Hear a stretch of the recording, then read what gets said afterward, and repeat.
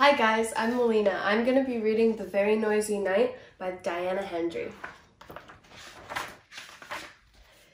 It was the middle of the night and Big Mouse was fast asleep in his big bed. Little Mouse was wide awake in his little bed. Big Mouse, called Little Mouse. I can hear something rushing around the house, huffing and puffing. Big Mouse opened one eye and lifted one ear. It's only the wind, he said. Can I come into your bed? Asked Little Mouse. No, said Big Mouse. There isn't any room, and turned over and went back to sleep. Little Mouse lay listening to the wind. Then suddenly, between a huff and a puff, came tap, tap, tap. Little Mouse climbed out of bed, opened the front door, just a crack, and peeped out. Whoosh went the wind, but there was no one outside. Big Mouse, called Little Mouse. I can hear someone tapping. I think there's a burglar on the roof. Big Mouse got out of bed and opened the bedroom curtains. Look, he said, it's only a branch tapping on the window. Go back to sleep. Can I come into your bed? Asked Little Mouse. No, said Big Mouse. You wiggle. Little Mouse lay on his own bed and listened to the wind huffing and puffing and the branch tap-tapping and someone calling, hoo, hoo, hoo, hoo.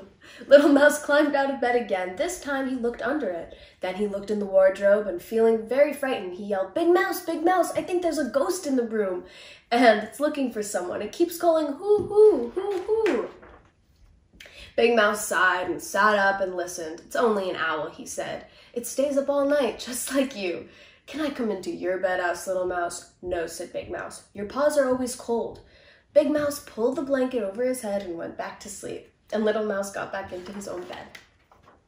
Little Mouse sat up and listened to the wind huffing and puffing and the branch tap-tapping and the owl hooting. But shh, what was that? Big Mouse, he called. I think it's raining inside. And Little Mouse jumped out of bed and fetched the red umbrella. Big Mouse got out of bed too.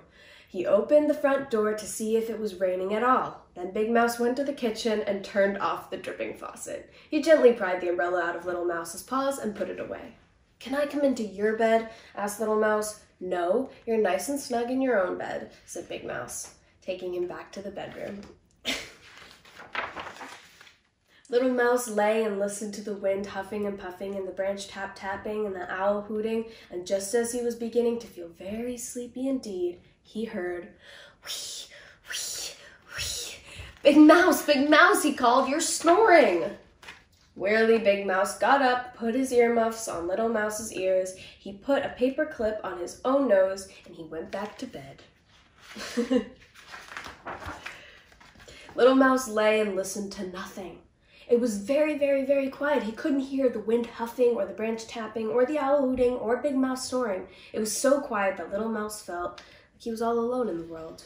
He took off his earmuffs, he got out of bed and put the paperclip off Big Mouse's nose. Big Mouse, he cried, I'm lonely.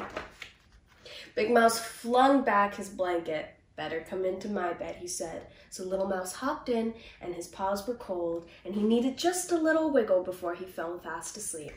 Big Mouse lay and listened to the wind huffing and puffing, and the branch tap-tapping, and the owl hooting, and Little Mouse snuffling, and very soon he heard the birds waking up. But neither of them heard their alarm clock, because they were both fast asleep. The end.